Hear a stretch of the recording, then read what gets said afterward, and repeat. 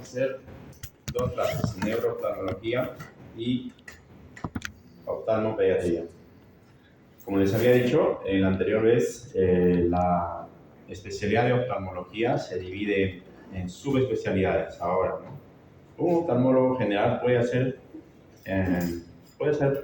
de, digamos, segmento anterior, puede hacer glaucoma generalmente. Todo oftalmólogo debería saber operar, por ejemplo, catarata. Como todo ginecólogo, tiene que saber operar una cesárea, ¿ya? Ese es el plus. Pero, sin embargo, actualmente existen las subespecialidades y en oftalmología hay varias. Yo les he hablado, ¿no? Hay retina clínica, retina quirúrgica, glaucoma, oftalmo-oncología, oftalmopediatría, neurooftalmología, córnea, segmento anterior, uvea. Todas esas son subespecialidades que pues uno puede estudiar luego, ¿no? Por eso la carrera es un poco larga, ¿no? De medicina. Sin embargo, chicos, recuerden ustedes, ¿no? Hay un objetivo en común, ¿no? En todo esto. Ahora, neurooftalmología es una subespecialidad, ¿ya? También lo miran los neurólogos y los oftalmólogos también. ¿Qué está pasando aquí? Vamos a hablar de recuento anatómico, vamos a repasar la anatomía, vamos a ver la vía pupilar, las patologías que presenta, algunas patologías del nervio óptico, básicamente, alteraciones del campo visual y parálisis finalmente de los nervios oculomotores. Como hemos visto, vamos a hacer un repaso, no sé por qué se está cortando. Algo está pasando, a ver, chicos. ¿Algún cable se está moviendo o qué? Ahora, ¿no?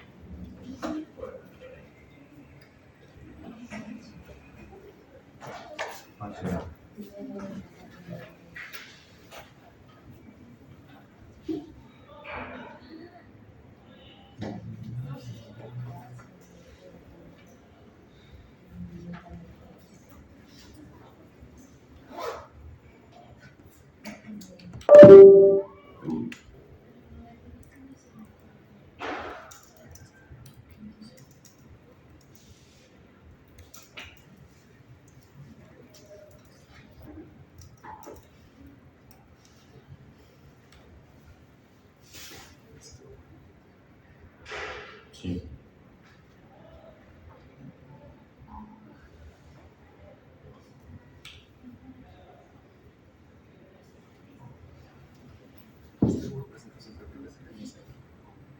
A ver.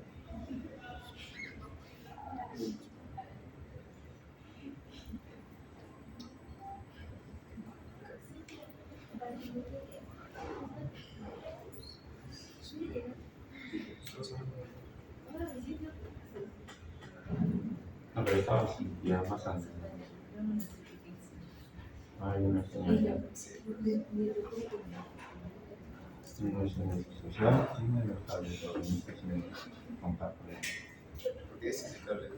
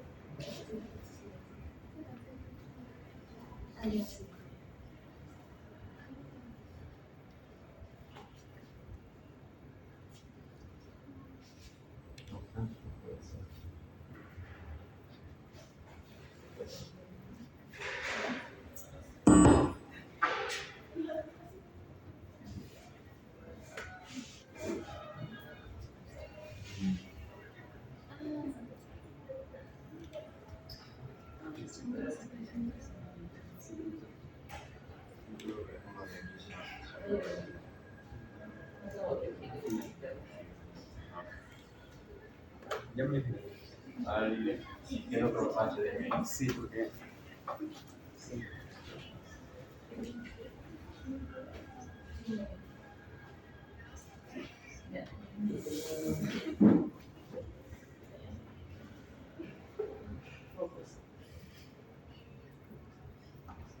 Ya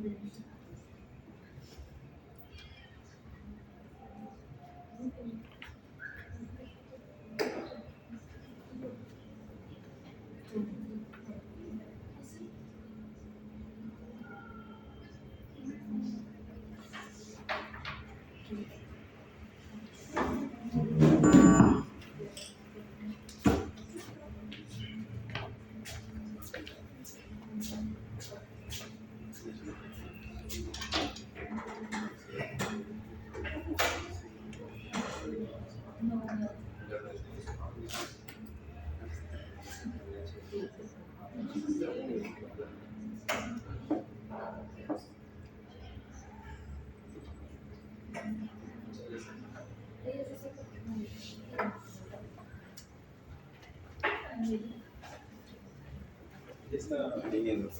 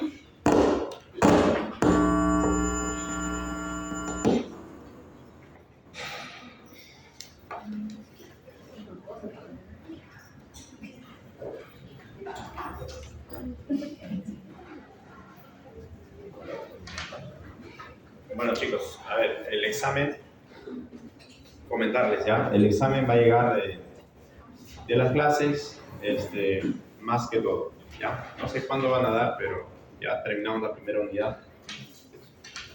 No se confíen, por favor.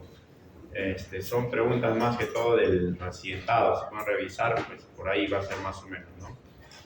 En los exámenes para Brasil, para México o para Estados Unidos, se manejan siempre los bancos de preguntas, ¿no? Aquí mismo en el Perú tenemos el ASPEPAM. Entonces esperamos que la computadora se arregle. Voy adelantando esto.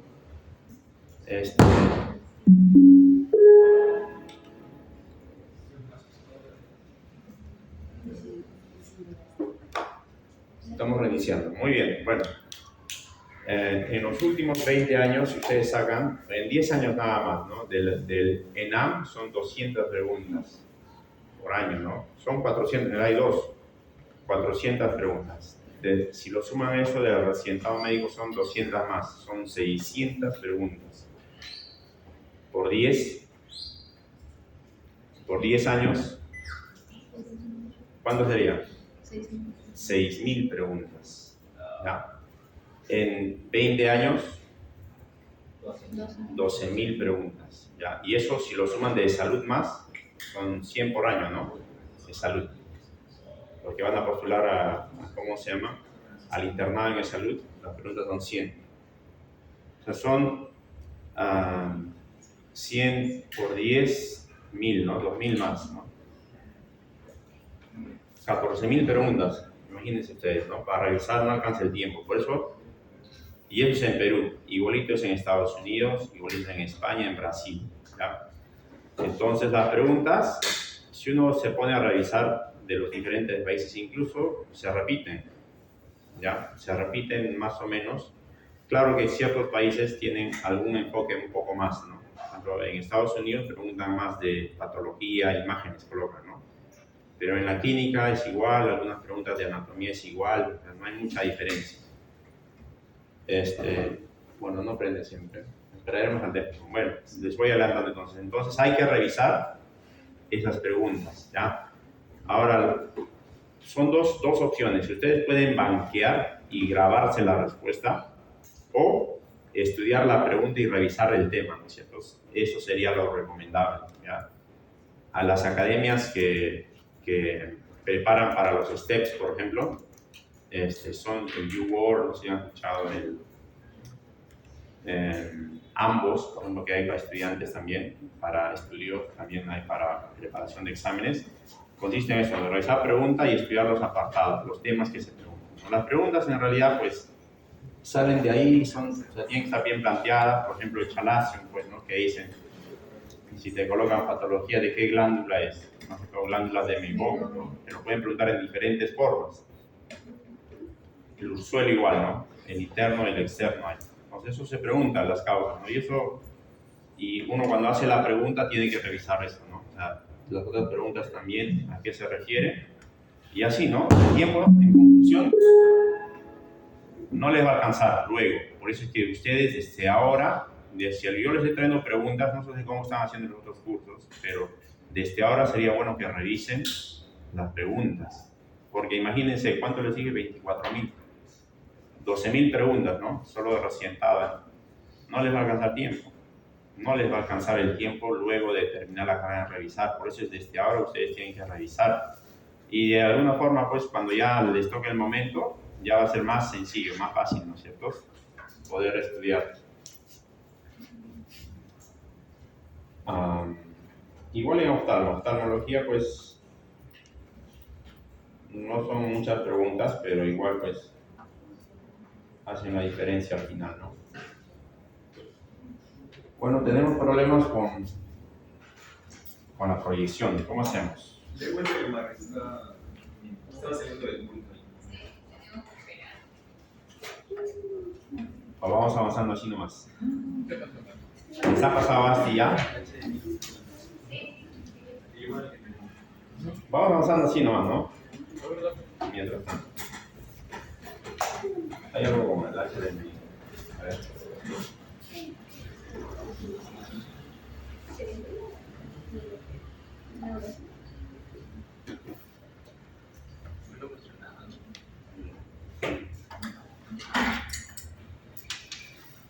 Por favor.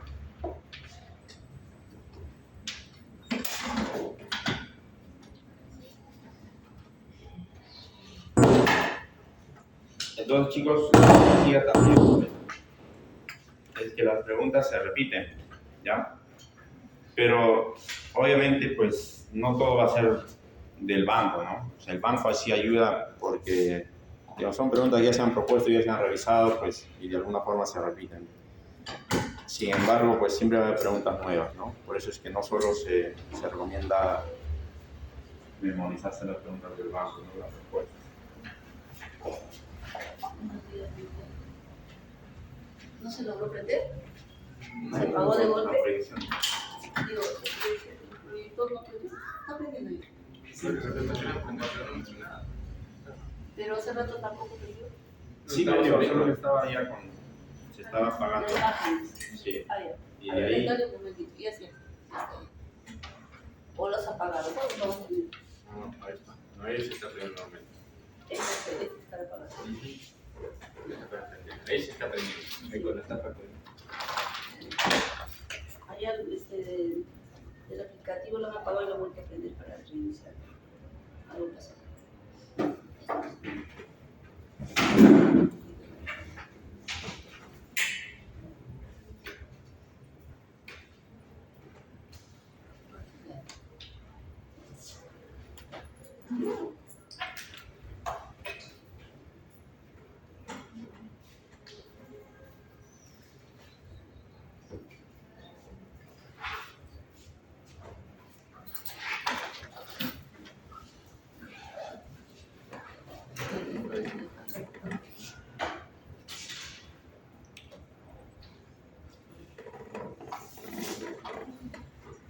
Vamos a apagar la luz, ¿no?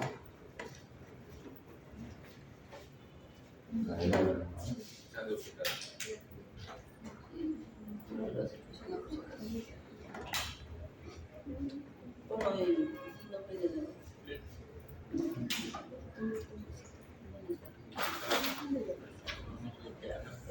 HDMI 2 con... Sí, es que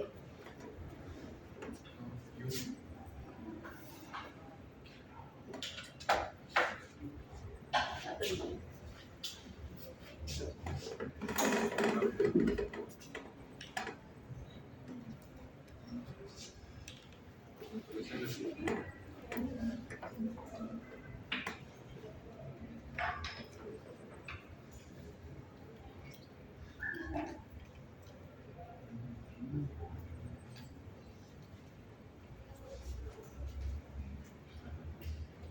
recién. Ya está. Ya está. Ya. Ahí lo digo. Ya, dale. Voy a decir, ya está. Ya.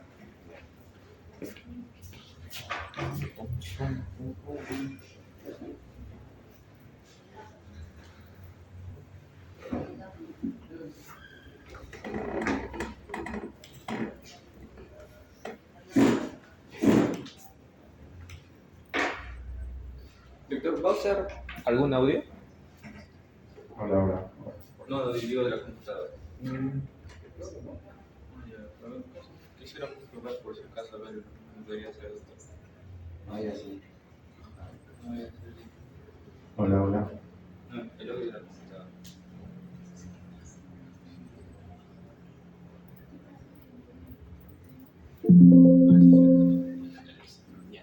Sí. Muy bien, entonces, para hablar de neurooftalmología tenemos que entender la anatomía de la base del cráneo. Hay una íntima relación con las estructuras esenciales. Esto yo les voy a mostrar en la primera clase. Ya, en la figura superior tenemos una vista superior de un corte horizontal, ¿no?, del cráneo. Y ahí se puede ver los agujeros de la base del cráneo. Si vemos de arriba, vamos a poner el puntero aquí.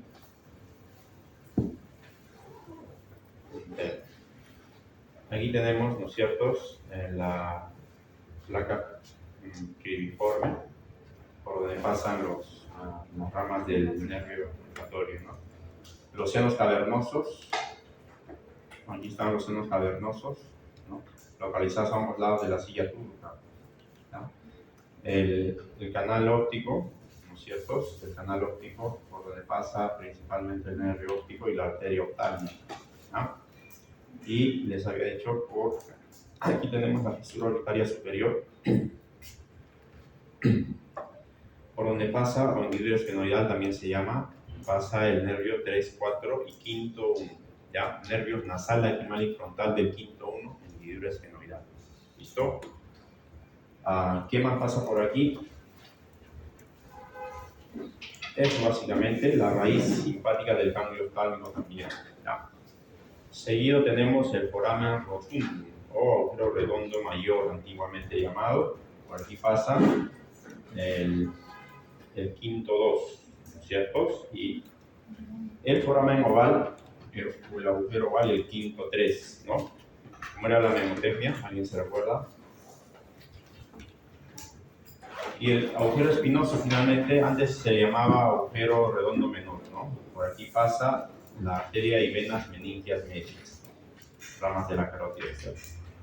Muy bien. Tenemos la anatomía ahí en la parte inferior, la anatomía paracelar, ¿no?, de la fosa pituitaria, el seno cavernoso. Entonces, estos agujeros que les he mencionado son importantes, ¿no? El staging monthly, así era, ¿no? El quinto sale el quinto, rama, ¿cierto? Staging room. Fisura orbitaria superior, staging room, ¿no es cierto? El room de rotundum y ovale, ¿no? 1, 2, 3, quinto 1, quinto 2, quinto 3, ¿ya? Va a llegar el examen, chicos, desde adelante.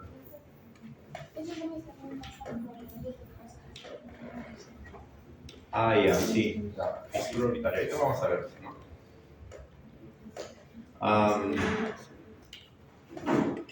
El hueso de la anatomía ósea está formado por 7, la cavidad orbitaria, ¿no? Ahí podemos ver, ¿no es cierto? Se está formado por 7 huesos, ¿no es cierto? Tenemos aquí al hueso frontal en la parte verde, el hueso cigomático, el hueso etmoidal y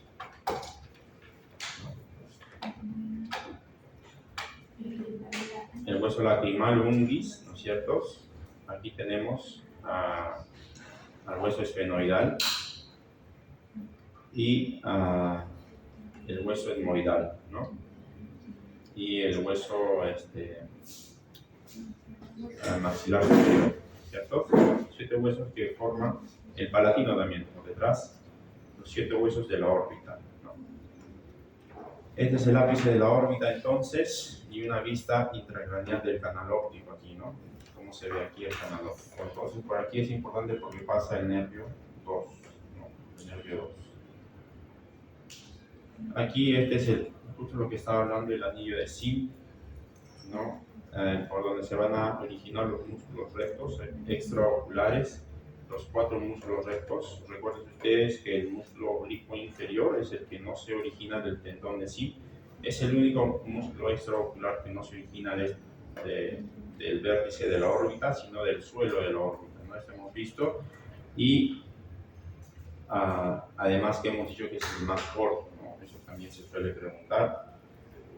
En la parte inferior vemos una disección de la anatomía de la fisura orbitaria superior, ¿no? Ahí está el nervio óptico, como ustedes pueden ver, el nervio cuarto, tercero, cuarto y quinto, ¿no?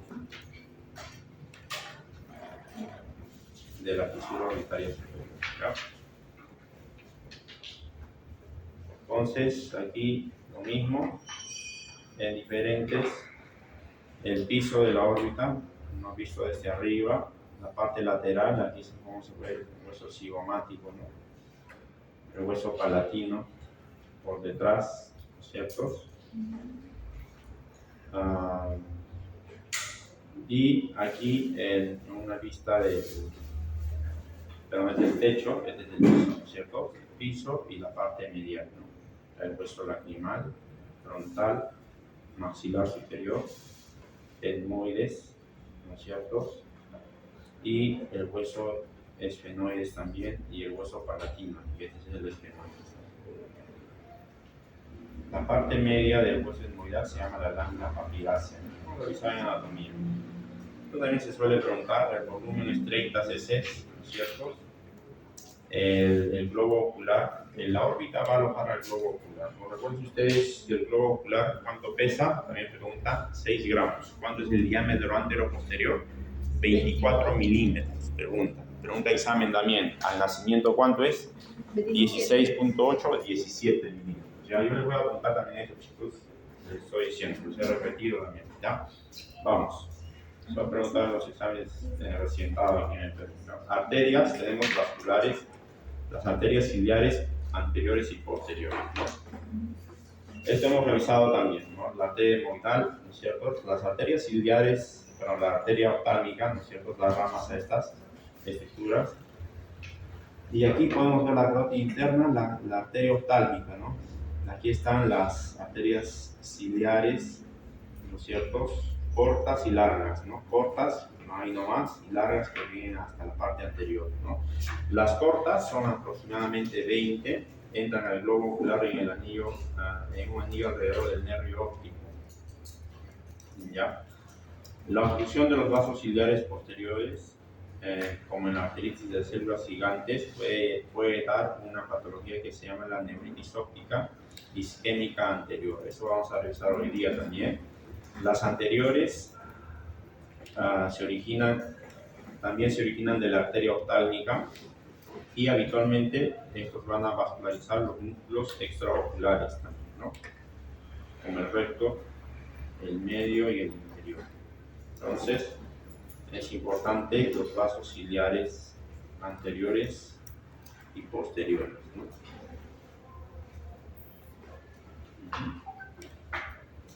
La arteria central de la retina aquí también podemos ver, ¿no?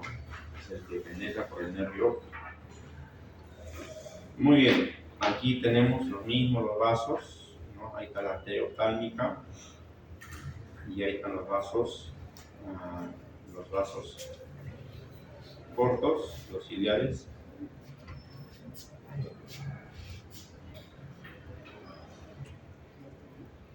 Hola, hola. ¿Sí?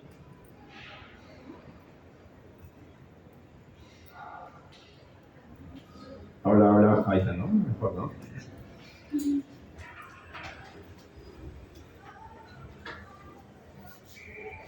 Entonces, chicos, fíjense aquí, la arteria oftálmica, ¿no? La arteria oftálmica, da entonces los vasos ciliares, ¿no es cierto? Ciliares cortos, ¿no? Arterias ciliares cortas, y también da los vasos ciliares aquí más largos, ¿no es cierto? Arterias ciliares largas, ¿no es cierto? Arterias ciliares largas. Muy bien, ¿no? Ramas de la arteria oftálmica, ¿no? Esto es importante. Entonces, hemos visto ya. Aquí se puede ver cómo la carótida, ¿no es cierto? Las arterias carótidas. La arteria carótida común se divide en la arteria carótida externa, la de verde, y la arteria carótida interna. La arteria carótida externa es la que da la arteria oftálmica, y la arteria oftálmica da la arteria central de la retina y las arterias ciliares cortas y largas. Eso hemos revisado, hemos repetido.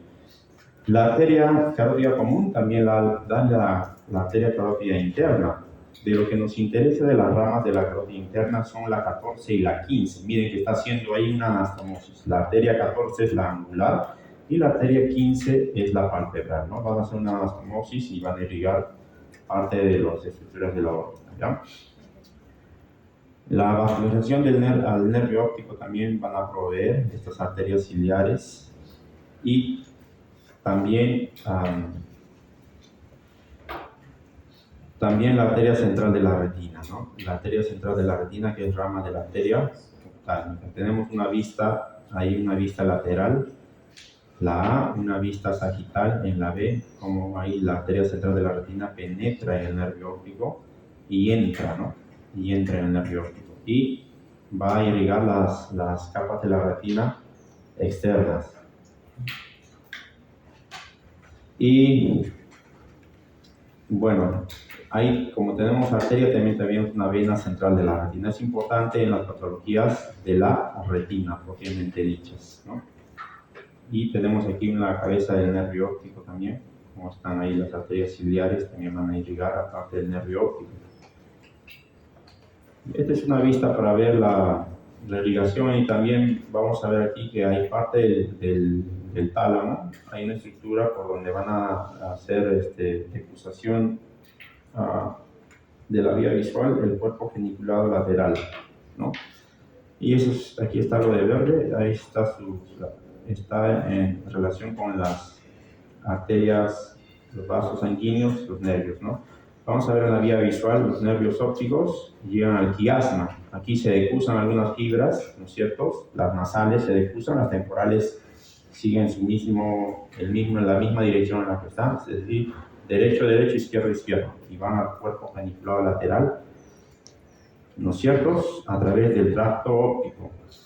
Del cuerpo geniculado lateral salen las radiaciones ópticas, ¿no? Ya sea por el lóbulo temporal o lóbulo parietal, que van a ir hacia lo que es la corteza visual, ¿no? En el lóbulo occipital. Muy bien. Aquí está el lóbulo occipital, ¿no? El lóbulo occipital y su aporte sanguíneo, ¿no? Las áreas B1, B2 y B3 están en colores, B1, B2 y B3, ¿ciertos? Y van a estar ligados por la arteria calcarina, ¿no? La arteria cerebral media y la arteria cerebral posterior. Bueno, el drenaje venoso de la órbita.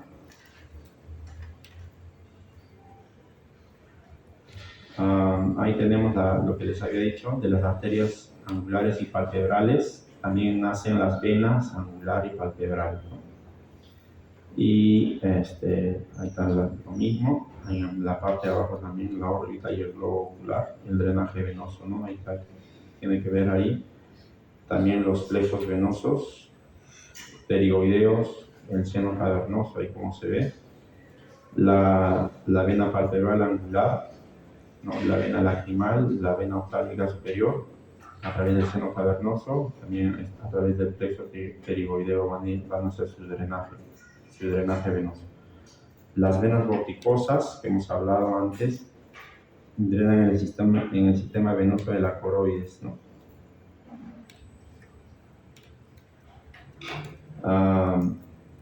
O sea, es decir, todo lo que es la uvea, el iris, el cuerpo ciliar, la coroides, todo sería las venas vorticosas, ¿no? Y cada ojito tiene entre 4 a 7 venas vorticosas. Arriba tenemos una ilustración del sistema venoso cerebral, ¿no es cierto? Los senos,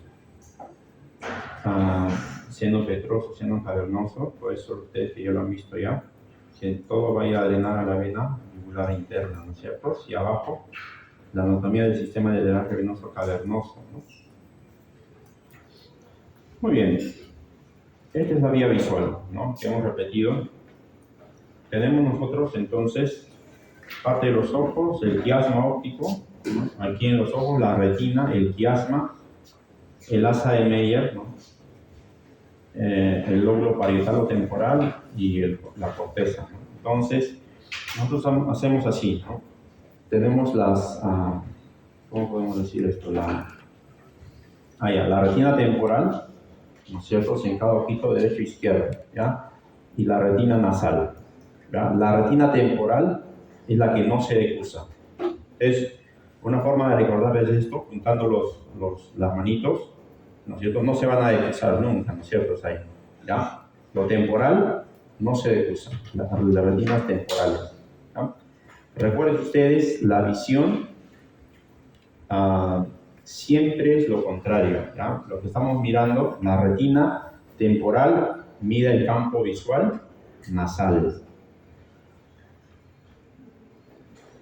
Otro, o sea, la retina nasal mira lo temporal, ¿ya? O sea, se invierte, ¿no es cierto? ¿Ya? Ahora, entonces tenemos la retina nasal y temporal, ¿no es cierto? Y aquí, todo esto a través del nervio óptico, estamos ahí, retina temporal nasal, nervio óptico, aquí, quiasma óptico. ¿Qué se decusa? Los nasales, ¿no es cierto? Se decusan, aquí hay decusación. Por lo tanto, todo lo que está por delante del quiasma va a ser solo de un ojo nada más, ¿ya? Vamos a ver ahorita las lesiones. Por detrás tenemos el tracto óptico, ¿no es cierto? El asa de Meyer. Aquí está el cuerpo genicular lateral, ¿no es cierto? Que hemos hablado aquí, parte del tálamo. Y las radiaciones ópticas aquí, ¿no? Las radiaciones ópticas y la corteza visual, ¿ya? Entonces, las lesiones pueden darse a diferentes niveles, ¿no?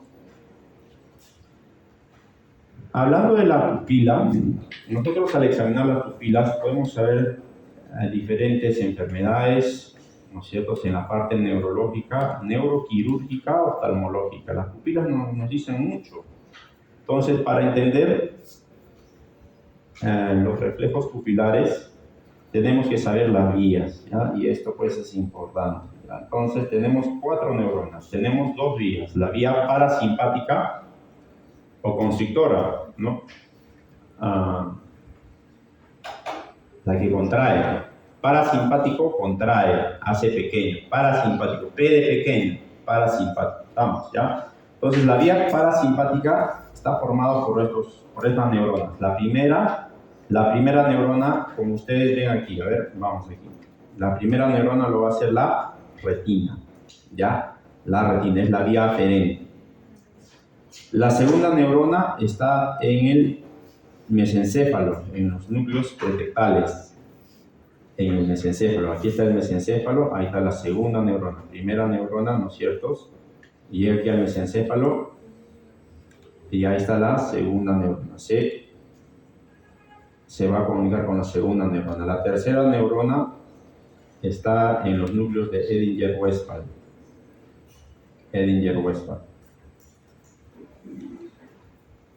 La cuarta neurona sale del ganglio ciliar y da los nervios ciliares cortos, que inervan el cuerpo ciliar y el esfínter del iris. Ya, muy bien. Entonces, tenemos la retina, ¿no es cierto? La primera neurona. el mesencéfalo, la segunda neurona, los núcleos petrecales, la tercera neurona, el núcleo de Ehlers-Westphal, y la cuarta neurona, el ganglio ciliar. Ganglio ciliar.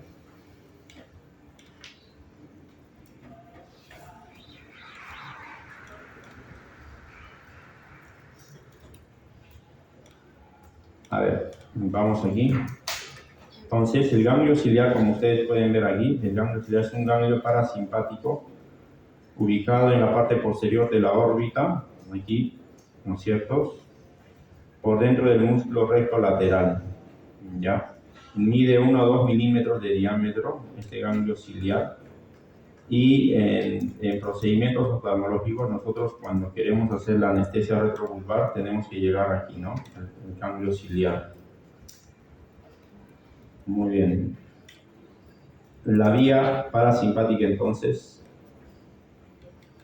la retina, el mesencéfalo, el núcleo de Ehlers-Westphal y el ganglio ciliar, ¿no? Primera, segunda, tercera y cuarta neurona. La vía parasimpática es un poquito más compleja, ya, pero sé que lo han repasado también esto, ¿no? Esto lo hemos hecho en anatomía, en neuroanatomía, ¿no? El primer año. La vía parasimpática, la primera neurona sale del hipotálamo, ¿ya? Sale del hipotálamo. A ver, vamos a ver aquí, ahí está, ¿no? Primera neurona, ¿no? First order neuron, ¿no? Aquí, del hipotálamo. Ya, posterior, sus acciones descienden hasta el centro cilioespinal de Buch, o Butge, ¿no?, que está entre la cervical y T2, C8 y T2. Centro cilioespinal de Buch. Hasta ahí descienden la primera neurona. Primera neurona. Simpática o dilatadora, ¿no? Dilatadora. Ahora, la segunda neurona asciende, ¿no es cierto? Aquí está, termina, ¿no es cierto? La segunda neurona asciende. Fíjense ustedes, asciende al ganglio cervical superior. Este ganglio cervical superior. Y ahí termina. Second order neuron, ¿no es cierto? Aquí termina. Y está en relación aquí con la arteria carótida externa. ¿Ya? Carótida externa. Del ganglio cervical superior nace la tercera neurona. Las fibras simpáticas postganglionares, entonces, van en la adventicia de la arteria carótida interna y entran en la órbita a través de la fisura orbitaria superior. Entran en la órbita a través de la fisura orbitaria superior hasta unirse con la división oftálmica y se va a unir con la división oftálmica del nervio trigémino, o sea, con el B1. Con el B1, ¿ya? A través de los nervios ciliares largos y el nervio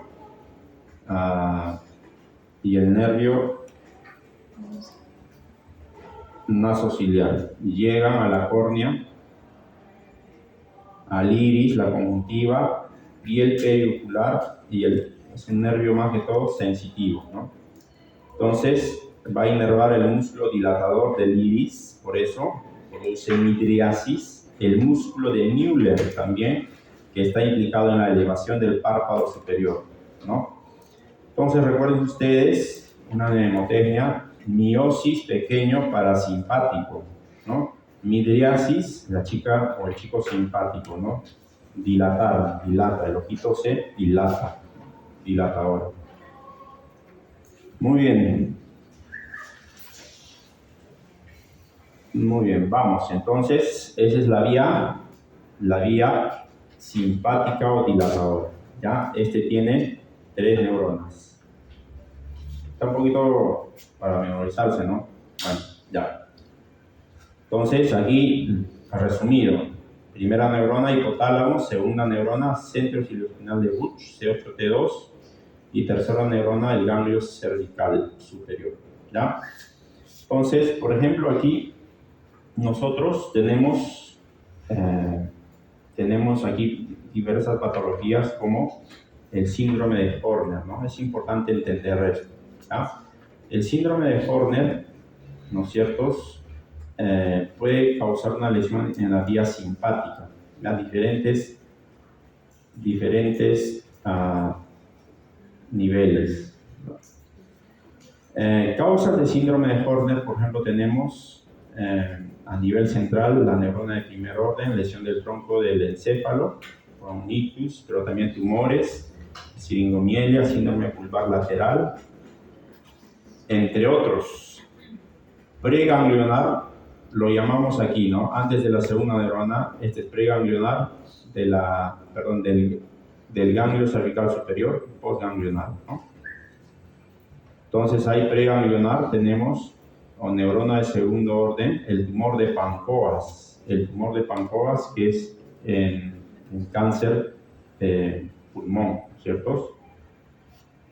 Aneurisma de disección de la carótida aórtica, lesión de la médula espinal torácica, unos más raros, ¿no? Postganglionares, en la neurona de tercer orden, tenemos la disección de la arteria carótida interna, tumor nasofaringeo, tumor del seno cavernoso, y entre otros. Entonces, el síndrome de Horner, ¿no es cierto? Hemos dicho que el síndrome de Horner, si tiene una lesión en la vía simpática, y la vía simpática me dilata la pupila, ¿cómo va a estar la pupila? En miosis, ¿no es cierto? Miosis, ¿ya? Y hay una tetrada en el síndrome de Horner. Miosis es uno, ¿no es cierto? Si hemos dicho aquí la vía simpática, da al músculo de Müller que eleva el párpado. ¿Cómo va a estar el párpado? Caído, tosis. Tosis palpebral es el segundo. Miosis el primero, tosis el segundo. ¿Qué más? Anhidrosis, ¿no es cierto? Anhidrosis. El simpático tiene que ver con la anhidrosis también, ¿no? ¿Ya?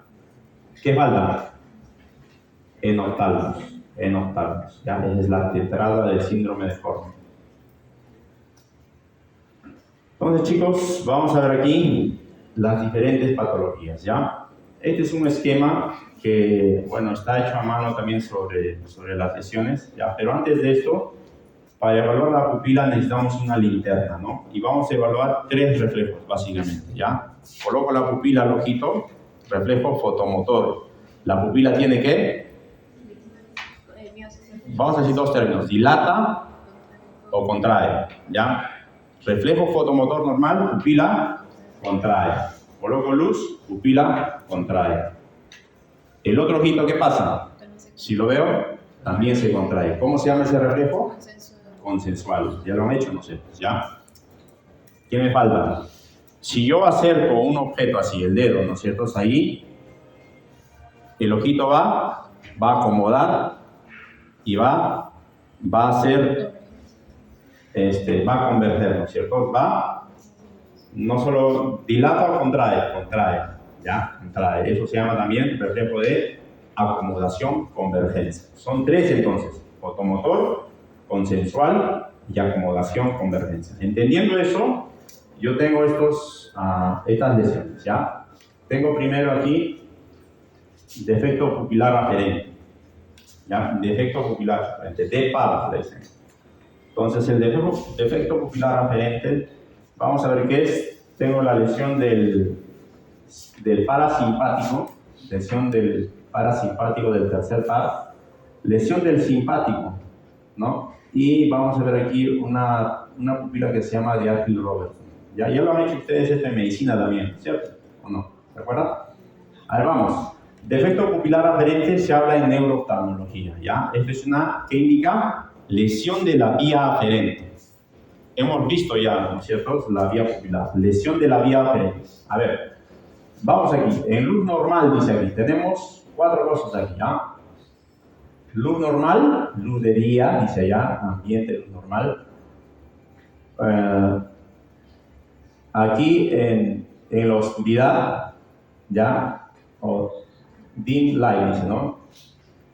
En la oscuridad, cuando no hay luz, o sea, luz, no luz, oscuridad, aquí alumbran aquí en el ojo derecho. O sea, ¿qué pasa? Y aquí alumbran en el ojo izquierdo, ¿ya? Entonces, vamos. En el primer caso, a ver, lo normal, ¿no es cierto? Fotomotor, ahí está, si yo hago lo normal, ¿no? ¿Qué pasa el reflejo fotomotor? La pupila contrae, ¿ya? Lo llevo a la oscuridad como el gato, ¿no es cierto? ¿Qué pasa? Pupila dilata, pupila dilata, ambos ojitos, ¿ya? Si yo alumbro en un ojito, ¿no es cierto? ¿Qué estoy haciendo?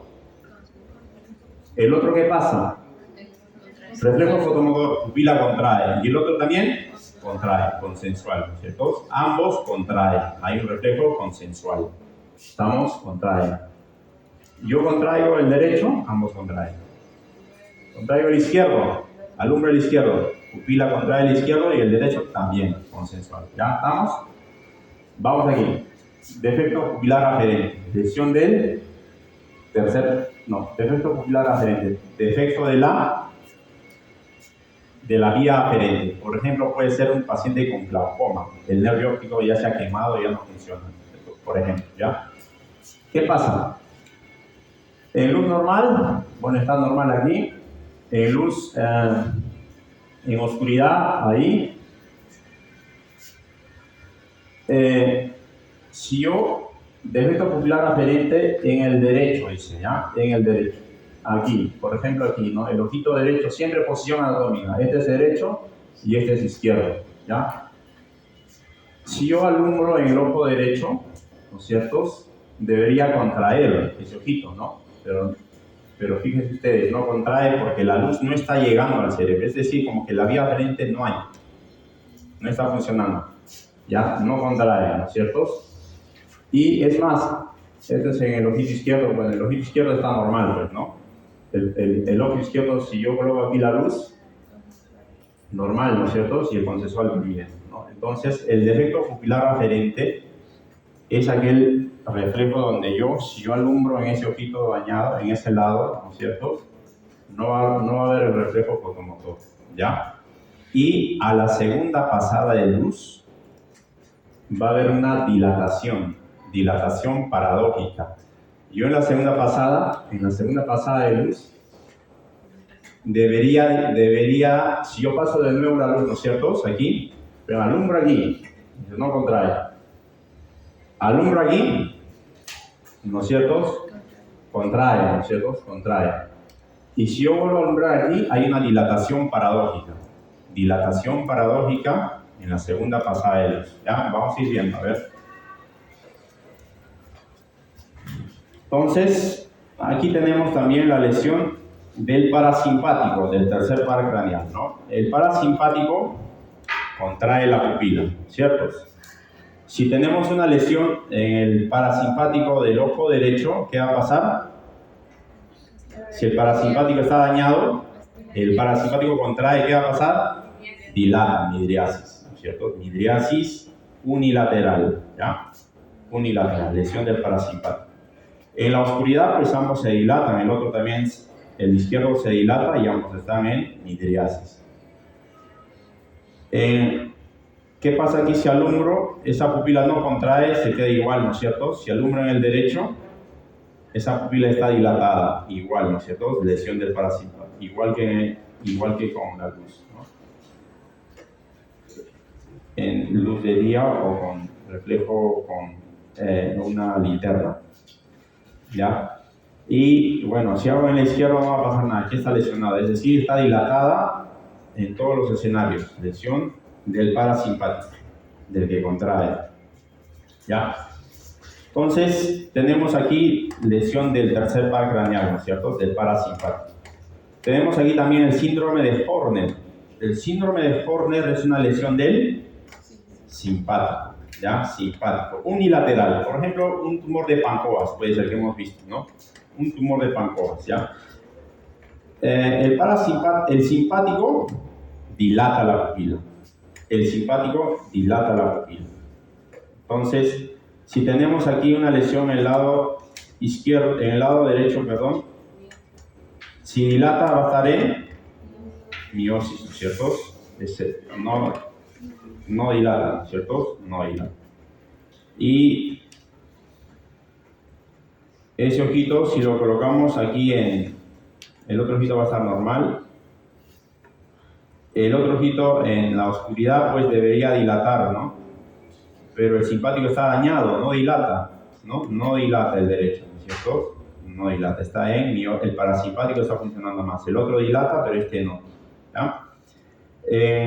Si lo colocamos una linterna, ¿no es cierto? Ambos se ven en miosis, ¿ya? igualito en el derecho, igual que en el izquierdo.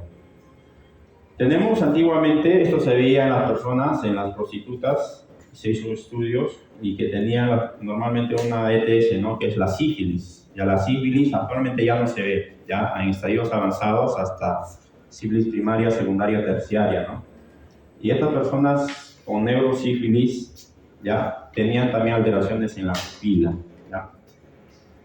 Alteraciones en la pupila a nivel del mesencéfalo, ya ambas pupilas bilateral, una lesión del mesencéfalo, ¿no es cierto? Ambas pupilas en miosis bilateral, ¿no?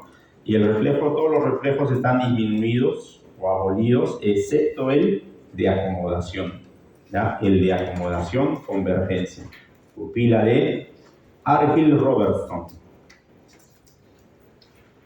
Muy bien. Entonces, hemos hablado aquí, este es otro cuadrito también, ¿no es cierto? La parálisis del tercer par, hemos dicho, ¿no es cierto? Allí, el tercer par es el parasimpático. El parasimpático contrae. Si está lesionado, la pupila está dilatada. El parasimpático, ¿no es cierto? También el tercer par craneal, bueno, puede haber ahí también exotalmos, ¿no es cierto? Lesiones ahí de los músculos extraoculares, pero básicamente midriasis, ¿ya? Puede haber también oftalmoplegias, es decir, alteración de los músculos extraoculares, ptosis parcial o completa. Síndrome de Horner, estos son problemas unilaterales. Síndrome de Horner también puede haber, ¿no es cierto? El síndrome de Horner es un problema, la pupila en miosis unilateral, en este caso del lado derecho. Pobre reacción a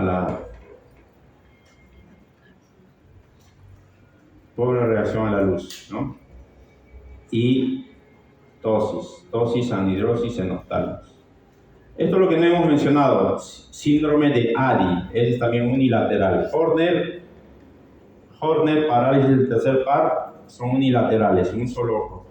ADI también es unilateral, pero es lo contrario. Recuérdense ustedes de la AD, ¿no? De dilatación, pupila dilatada, unilateral. Horner, una O nomás chiquitita, ¿no? Unilateral. Si tiene las dos O's, chiquitita, o sea, miosis, Horner, ¿no? Si tiene las dos O's, yo me recuerdo así, Robertson, miosis bilateral, ¿no? ¿Ya? Argyll-Robertson.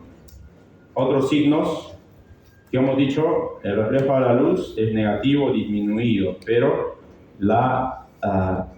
el reflejo de acomodación, convergencia, está normal, ¿no? Está normal. Neurosífilis, ¿no? Hay despigmentación del iris también, reflejo de acomodación normal, ¿ya? Hay lesiones neurológicas a nivel del puente, de la protuberancia anular, ¿no es cierto? Pilemiosis puede ser, esto por un accidente cerebrovascular, por ejemplo, puede haber, ¿no? Ahí hay coma en estos pacientes, y es algo más neurológico, o compresión del tercer par por el cerebro medio, pupila, ambos en midriasis, ¿ya? Entonces recuerden ustedes, bilateral, más que todo, Robertson, ambas O's, miosis, ¿no? Y el resto ya es más neurológico, compresión por el tercer par, por el bilateral,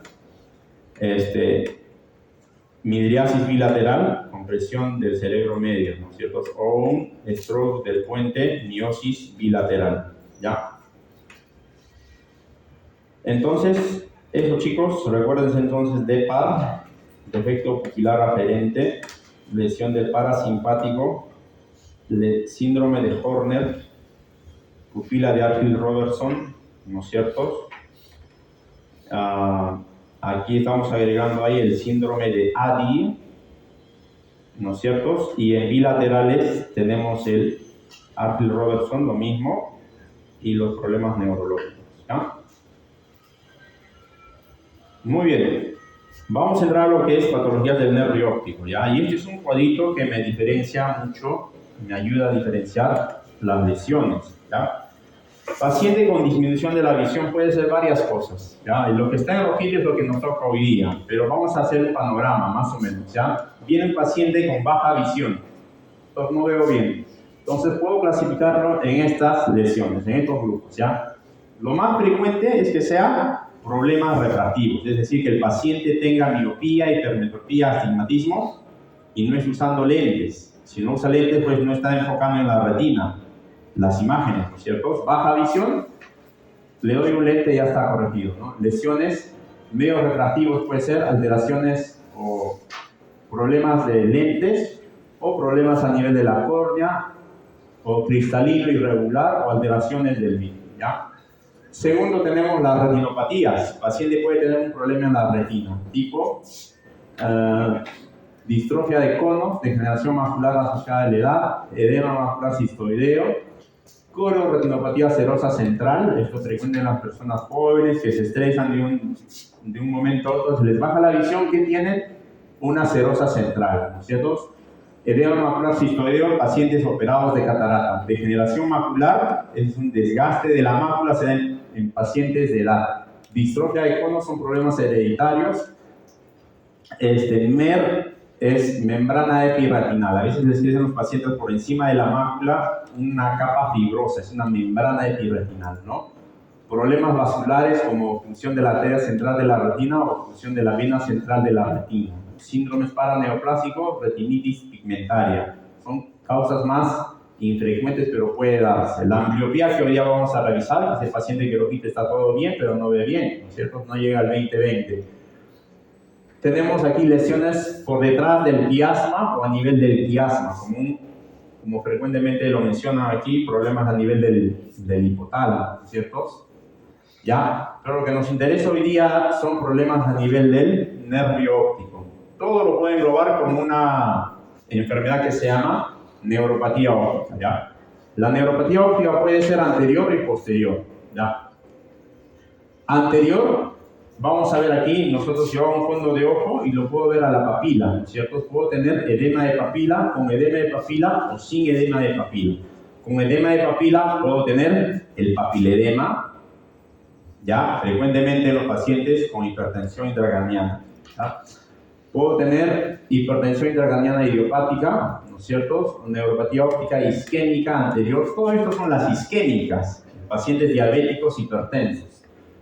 Neuritis óptica, neuritis es diferente de las isquémicas. Neuritis es inflamación. Frecuente en los pacientes con esclerosis múltiple, mujeres jóvenes. Mujer joven, disminución de la visión, esclerosis múltiple, recuerden. Papilopatía diabética, papiloplebitis, compresiones y irritaciones más raras. Lo que me interesa aquí más, ustedes les van a preguntar, esto de aquí, las idiopáticas, las isquémicas, diferenciarlas de las neuritis, ¿ya? Y eso es lo que vamos a revisar. Esto es ya raro, solo les menciono nada más. Sigue edema de papila, puede haber algunas cosas más raras, como truzas del nervio óptico, neuropatía óptica del Leber, atrofia óptica, autosómico dominante. Aquí está el glaucoma. O sea, el glaucoma es una neuropatía óptica sin edema de papila, anterior porque yo lo estoy viendo en el fondo de ojo. Congénitas como la hipoplasia del nervio óptico. Muy bien. Entonces vamos a desarrollar las patologías más importantes, ¿ya?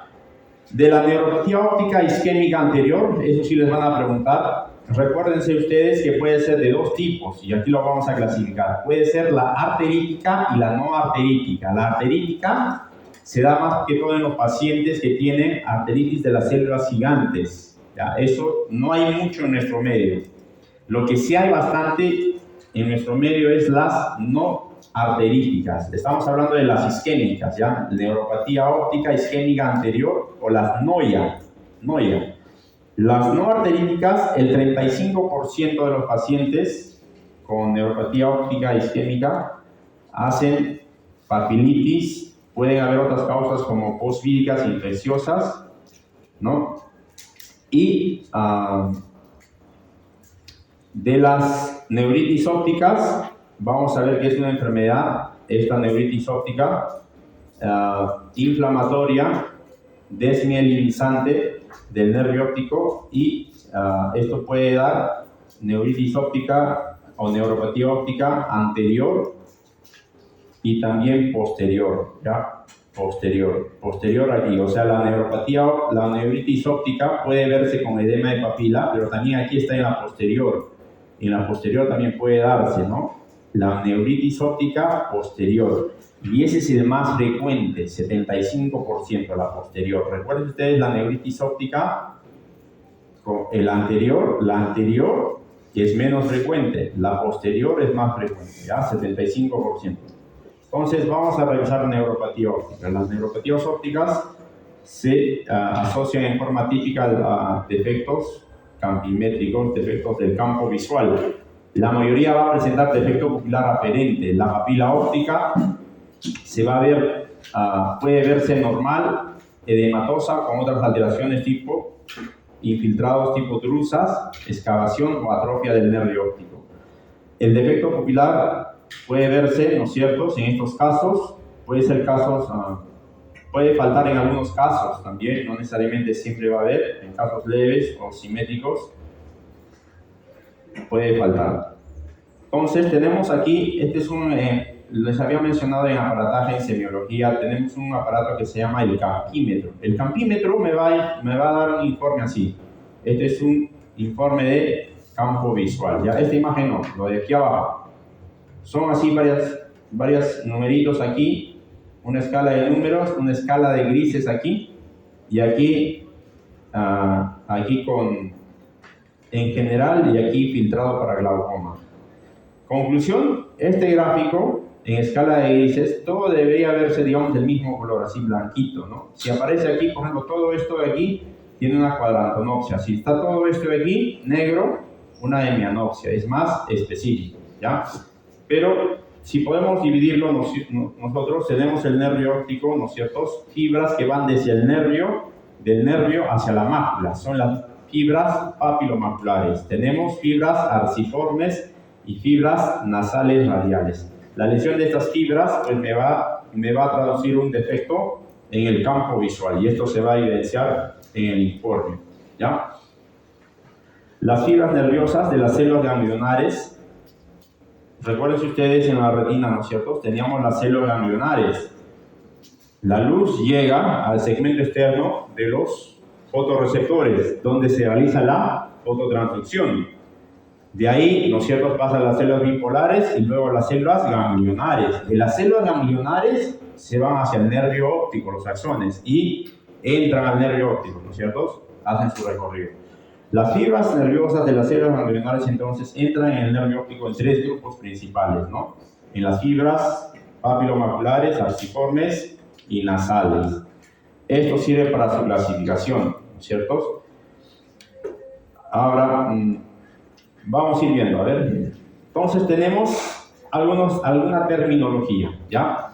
Defectos del campo visual, yo puedo decir que es absoluto cuando no se perciben estímulos en el área afectada. Y es relativo cuando pueden percibirse algunos estímulos, ¿no es cierto? Es decir, que no está totalmente negro, ¿no? ¿Ya? Defectos en el campo visual. ¿Qué es un escotoma? Es un área de función visual deprimida rodeada de una zona de función visual normal. ¿Ya? Es una área de visual deprimida. Entonces, ese es un escotoma, una manchita, ¿no? Y puede ser central si solo afecta a la fijación. Centrocecal si se extiende temporalmente desde la fijación hasta la mancha ciega. Recuerden ustedes la mancha ciega, les dije que en la papila, ¿no es cierto?, se va a reflejar en el campo visual como una mancha ciega, donde no hay, ¿cierto?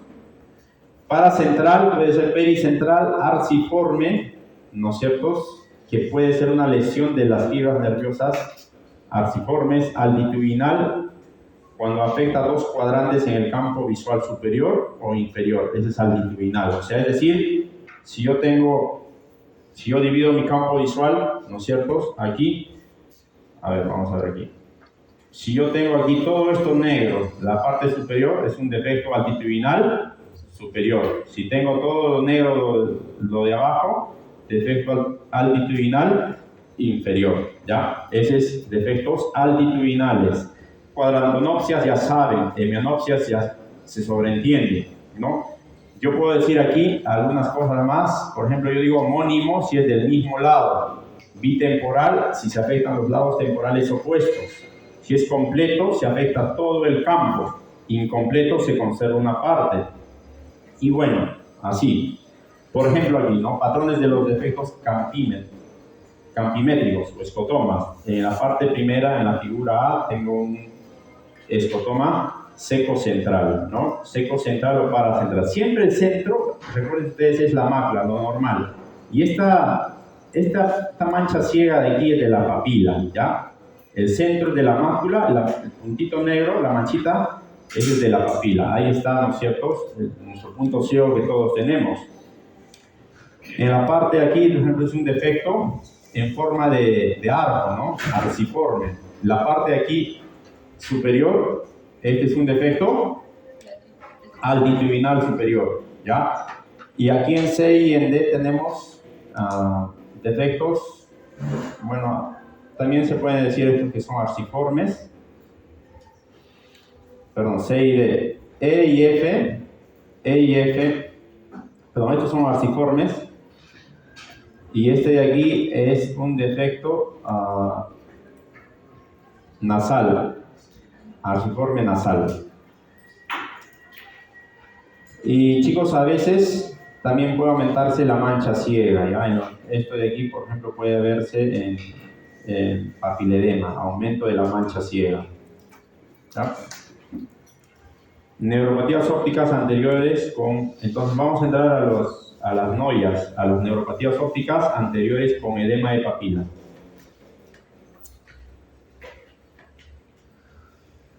Entonces recuerden ustedes aquí, ¿no?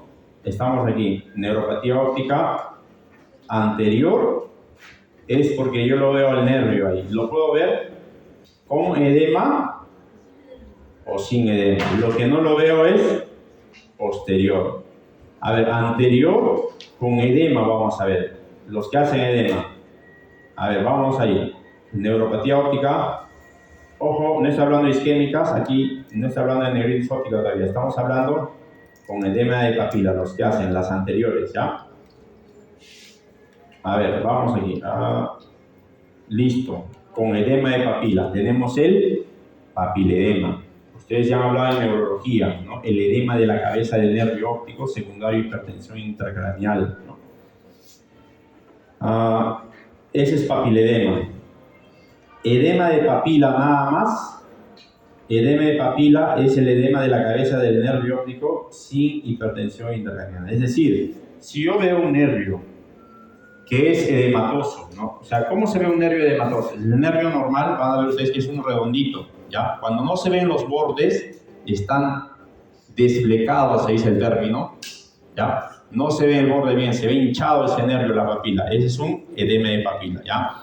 Pero si ese paciente tiene hipertensión intracraniana, eso se llama papiledema. Si ese paciente no tiene hipertensión intracraniana, se llama edema de papila. Listo. Entonces, si tiene edema de papila, ¿no es cierto?, y tiene hipertensión intracraniana, ese es un papiledema. Puede ser agudo o crónico. Agudo es lo más frecuente. Ese paciente urgente tienen que mandarle a neurología, porque puede tener un tumor intracraneal, una hidrocefalia, infección del sistema nervioso, una infiltración granulomatosa o un pseudotumor cerebral, ¿no? Ese paciente no solo está con edema de papila, con baja visión, también tiene cefalea, náuseas, vómitos. Tiene apagones frecuentes al campo ortostático, alteración de la visión, también de colores. Las pupilas pueden estar normales, el campo visual va a encontrarse normal o aumento de la mancha ciega, y el nervio, pues, hay algunas características, puede haber algunos sangrados, pero principalmente los bordes no se van a ver, están desplicados o estriados, hay ausencia de pulso venoso, ¿no? Ustedes lo que van a ver en conclusión aquí es un nervio que se ve borroso, ¿no? Y más avanzado hay focos blancos, algodonosos, papilares, maculares, exudados, hemorragias. Entonces, el nervio normal es un nervio que no se ve bien el bordecito ahí, como que alguien lo ha dibujado con un lápiz, pero aquí se ve el nervio, los bordes desplegados, ¿no? Ese es un edema de papila. Puede haber hemorragias también, ¿no? ¿Qué más? Este es un papiledema. Entonces, este es un el caso en la figura B es un papiledema, el margen del disco es borroso, con grosor opalescente, gris, ¿no? Blanquecino. Puede haber patologías más raras, aquí pirusas del nervio óptico que hacen confundir, o algunos tumores más raros que se llaman amartomas astrocíticos que van a oscurecer los vasos centrales, ¿no? Pero este es el edema de papila, la B. Entonces, en estos casos hay que descartar un pseudopapiledema, ¿no? Que también puede haber, con esas preguntas, si hay hiperemia papilar, anomalías microvasculares, profundidad de los límites de la papila, ¿ya? Conclusión, chicos, recuérdense, esto del pseudopapiledema, olvídense, ya si el paciente tiene papiledema, ya, urgente, o un paciente que vean ustedes con edema de papila, ya, urgente hay que hacerle una interconsulta con neurología, ya, urgente porque este paciente pues hay que hacerle un estudio neuroradiológico, hay que tomarle sus placas, su tomografía, su TEM y un estudio del LCR urgente, ya, LCR. Primero entonces, o ustedes mismos pueden pedirles, ¿no? Papiledema, ya. Dicho de otra forma, un paciente también que tiene clínica, ¿no? Está náuseas, vómitos, cefalea, dolor de cabeza, no le pasa, se ha tomado paracetamol, ibuprofeno, se ha hecho inyectar ketorolaco o algún otro AINE, ¿no? A veces les colocan, en la farmacia les colocan a ellos mismos, ¿no? Les colocan su diclofenaco con dexametasona, no le pasa, tiene náuseas, vómitos, probablemente tiene ese paciente un tumor cerebral, ¿no? O tiene algo en el cerebro que le está comprimiendo, algo, ¿no? Entonces hay que hacerle a ese paciente urgente unas placas. Si lo pueden ver el fondo de ojo, interconsulta oftalmo, o ustedes mismos con su oftalmoscopio pueden ver un edema de papila, ¿no? Si es que tienen a la mano. Bueno, crónico también puede darse, es más raro, ¿ya? Puede ser las mismas causas, tumores, hidrocefalias, infecciones, infiltraciones. Esto de aquí puede ser bilateral y en ocasiones asimétrico, se va a asociar a defecto pupilar aferente, ¿no? En estos casos podemos ver en el campo visual depresión nasal, escotomas arciformes, depresión periféricas. Esa es la diferencia del agudo, que es aumento de la mancha ciega, ¿ya? Entonces, bueno, algunas otras cosas más detalles, eso no les voy a contar, no se preocupen. Y bueno, aquí vamos a hablar de hipertensión intracraniana idiopática, ¿ya? Este es otro tema, lo hemos separado aquí. Esto se llama pseudotumor cerebral. Aparentemente el paciente parece que tiene un tumor, pero no es, ¿no? Es cuando el paciente tiene una presión intracraneal más de 25 centímetros de agua, ¿ya? Este paciente viene por dolor de cabeza, náuseas, vómitos, ¿no? Tiene oscurecimientos, visuales, transitorios, ¿no? Puede tener pérdidas del campo visual, problemas en la audición, como acúfenos pulsátiles. Más del 90% de estos pacientes van a tener en el fondo de ojo un papiledema, ¿ya? Normalmente sin otras alteraciones neurológicas. Entonces, en estos pacientes, dos cosas es importante: pedir la tomografía cerebral y hacerles una punción lumbar, y ahí vamos a ver la presión, ¿no? La presión. Buscamos el tumor en la tomografía, la hidrocefalia, lesiones meningias, ¿no es cierto? O problemas vasculares. Criterios ya hay de diagnóstico, síntomas si existen que indiquen aumento de la presión intracraniana o el papiledema, signos propios de aumento de la presión intracraniana, aumento documentado de la presión intracraniana mediante una punción lumbar. Para eso lo hago una punción lumbar, ¿no? Para medir la presión intracraniana. Ausencia de indicios de ventriculomegalia o ausencia de otras causas identificadas de hipertensión intracraniana, ¿ya? Entonces, el papel del oftalmólogo es fundamental en el seguimiento a largo plazo, ¿no? Buscar la neuropatía óptica, básicamente la agudeza visual, la visión cromática y el campo visual. Entonces, estos pacientes generalmente son,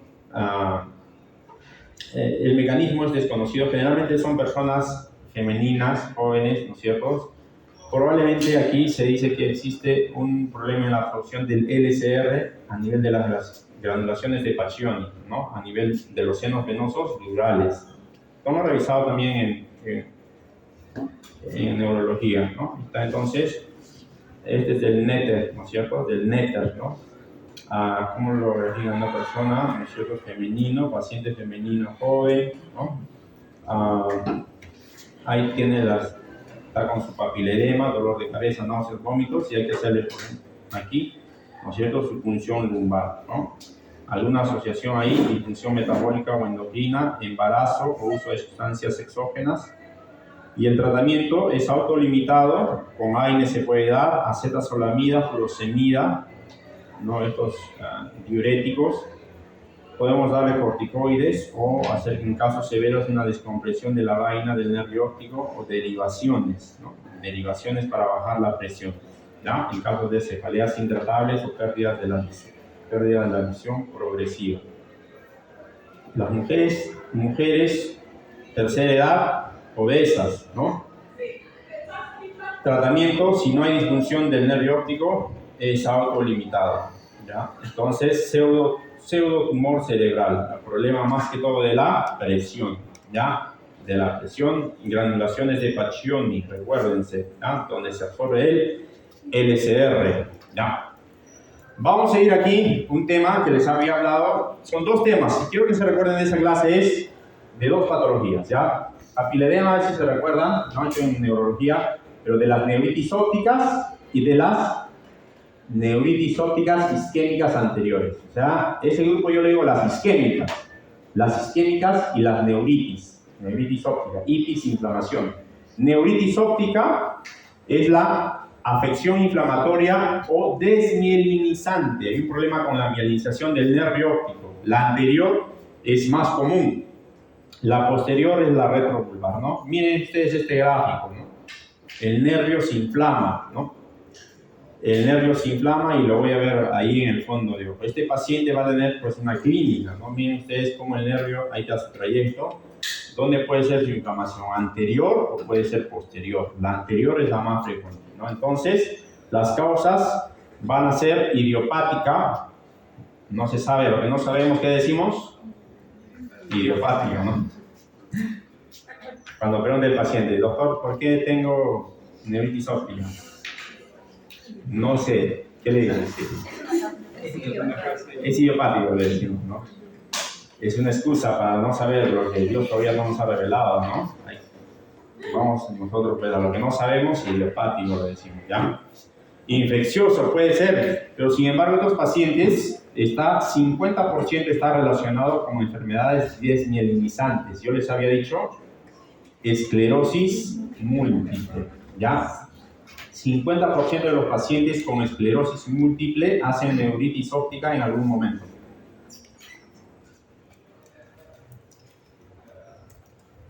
Entonces, chicos, recuérdense, esclerosis múltiple. No es muy frecuente en nuestra población, pero sí se presenta, no es que no haya casos, ¿no? Nosotros tenemos un caso de una amiga que usa terapia biológica y está hospitalizada actualmente por esta patología, esclerosis múltiple, ¿no? Hace sus problemas, son pacientes que hacen problemas de neuritis óptica a repetición, ¿no? Pacientes con esclerosis múltiple. Entonces, este paciente va a tener la clínica, ¿no? Disminución de la visión, de los colores, tiene alteración de la percepción de colores, ¿no? Eso es lo que le va a diferenciar. Como es un problema inflamatorio, va a tener dolor ocular. Paciente, me duele el ojo, no veo bien los colores. Paciente joven, ¿no es cierto? Ascendencia pues, o de tez blanquecina, tez blanca, probablemente tenga una neuritis óptica y tenga esa paciente esclerosis múltiple. Tengo una amiga recién enfermera, está hospitalizada ahorita, ¿no? Sí se presenta en esta población. Lo examino la pupila, ¿no es cierto? Y voy a encontrar defecto pupilar aferente, ¿no? Si le pido un campo visual, voy a encontrar escotomas centrales o centrosecales, ¿ya? Centrosecales, ¿no? Entonces, si yo examino la pupila, el defecto pupilar aferente, bueno, si está en un lado, ¿no es cierto? Yo voy a ver una lesión en la vía aferente. Si yo alumbro aquí el ojo derecho, ¿no es cierto? Contrae la pupila, lo normal, ¿no? Si yo alumbro el ojo izquierdo, a ver aquí...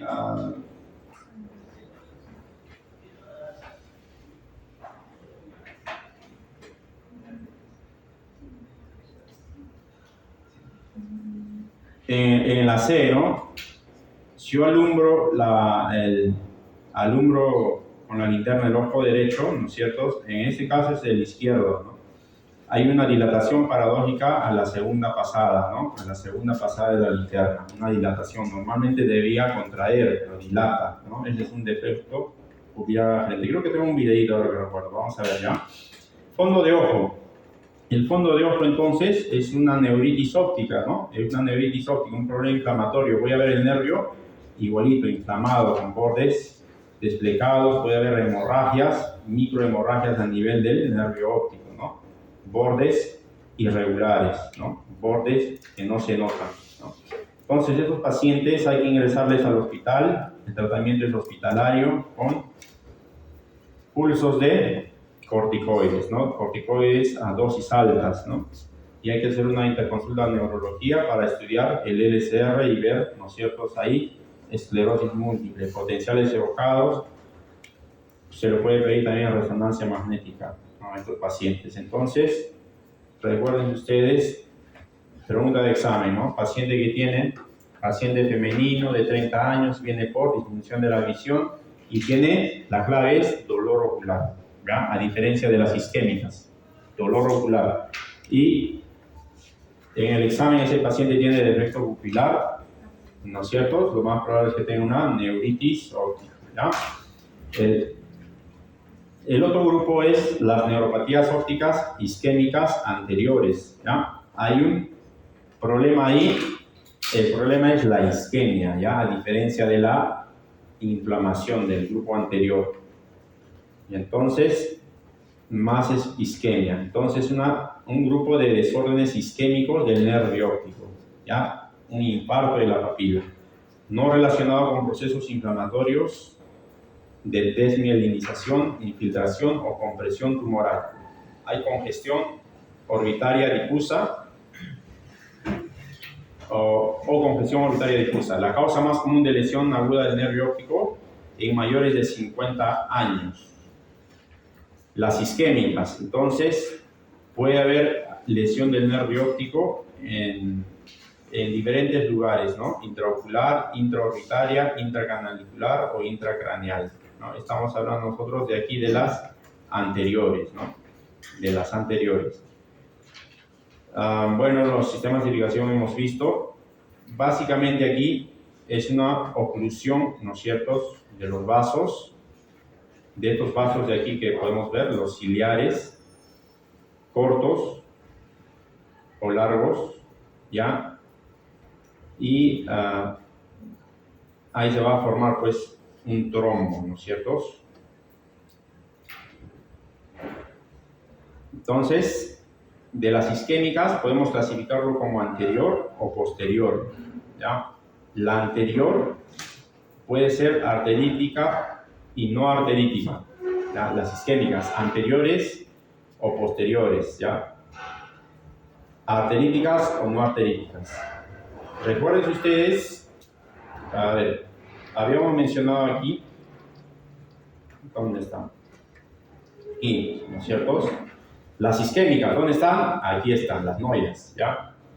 Hemos dicho que puede ser anterior o posterior, ¿ya? Anterior, isquémicas, o puede haber posteriores también.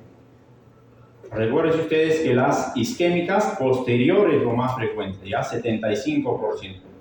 35% es anterior. Y eso es lo que estamos realizando aquí. Las isquémicas posteriores es lo más frecuente, ¿ya? Lo que no se ve en el fondo de ojo. Y anterior es lo menos frecuente. Entonces, vamos. Anterior, problema de trombo, problema de isquemia. Anterior es lo más frecuente, ¿ya? Anterior, posterior 75%, anterior 35%, ¿ya? Arteríticas, Europa, no arteríticas, Perú, ¿no es cierto? Perú, ¿ya? No arteríticas, diabetes, hipertensión. Diabetes, hipertensión, alteración de la vasos, no sé, vasos sanguíneos, microvasculares, ¿ya? Entonces, arterítica, problemas obstructivos vasculares, ¿ya? Vasculares, vasculitis, inflamación, ¿no? Arterítica, más que todo ahí, esto se ve, las isquémicas, ¿no? También puede haber inflamación idiopática o está relacionado a problemas de arteritis de las células gigantes, ¿ya? Problemas esos reumatológicos.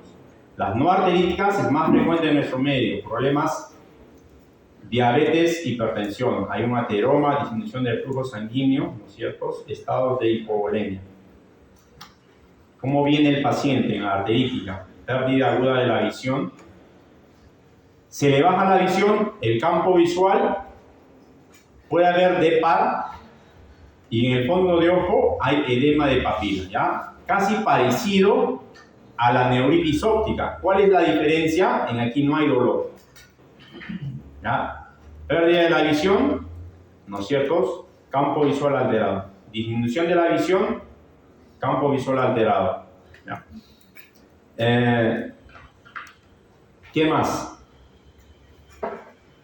Bueno, puedo hacerle algún examen más, la angiofluorescenografía, es un examen más ya, digamos, de retina, retraso del relleno coroideo, bueno, eso no es necesario que lo aprendan, pero aquí lo que les dije, ¿no? Lo que les van a preguntar, la arterítica se va a relacionar a un paciente que tiene arteritis de las células gigantes, ¿ya? La arterítica puede haber una obstrucción inflamatoria trombótica de las arterias ciliares posteriores cortas. El síntoma más específico va a ser la claudicación mandibular, ¿ya? Y el diagnóstico definitivo lo va a dar la biopsia de la arteria temporal. El tratamiento, ante la sospecha, hay que dar igual pulsos de metilprednisolona, 1 gramo por día por 3 a 5 días. Esto es intrahospitalario, ¿no? Seguido de prednisolona, vía oral, hasta que se va reduciendo. El tratamiento es largo, 3 a 12 meses. El objetivo del tratamiento, además, es evitar complicaciones sistémicas vasculares y evitar la pérdida de la visión contralateral, ¿ya? Sin tratamiento de estos pacientes se puede deteriorar la visión hasta un 95% de los casos en días o semanas. Entonces, este paciente tiene claudicación mandibular. Ese es el síntoma más específico de la arteritis de las células gigantes. Arteritis de las células gigantes, ¿ya? La arterítica, por eso es arterítica, ¿no? Pero produce un problema de isquemia. La no arterítica es la que vemos en el Perú, ya más frecuente, 90-95% de los casos, ¿ya? Se cree que hay una alteración de la microcirculación de la... Ahí ya se acabó la pila.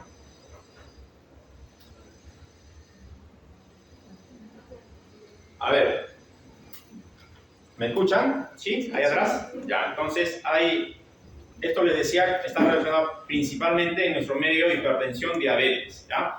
También tabaco, hiperlipemia o problemas más raros, ¿no es cierto? Otros problemas más raros, apnea del sueño, hipotensión nocturna, uso de sildenafil. Igual el paciente va a tener edema de papila, que puede ser difuso o segmentario, ¿no? Y afectación del ojo contrario, puede verse eso, y eso se llama síndrome de Foster-Kennedy. Si es que hay un paciente que hace, ¿no es cierto?, paciente diabético, ¿no? Viene por disminución de la visión, ¿no es cierto? ¿Ya? Vemos el fondo de ojo, el nervio ojo está edematoso, edema de papila, ¿ya? Entonces el paciente tiene una neuropatía óptica isquémica anterior no arterítica, es hipertenso diabético, ¿no es cierto? Si afecta el otro ojito, a los 5 años, eso se llama, si el otro ojito es afectado, eso se llama síndrome de Foster-Kennedy. Síndrome de Foster-Kennedy. Ya, ¿cuál es la diferencia ahorita vamos a ver, entre las neuritis ópticas? Que aquí, en el campo visual de estos pacientes, a diferencia de las neuritis ópticas,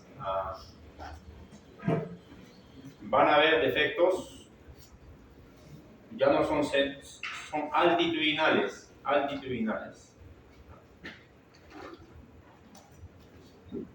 Muy bien, entonces la arterítica tiene una edad media de 70 años, la no arterítica 60. La arterítica es más frecuente en mujeres, ¿ya? Puede haber aquí claudicación mandibular, ¿ya? En la no arterítica normalmente no hay ninguno. En la arterítica cefalea, dolor del cuero cabelludo, ¿no es cierto? Pérdida transitoria de la visión.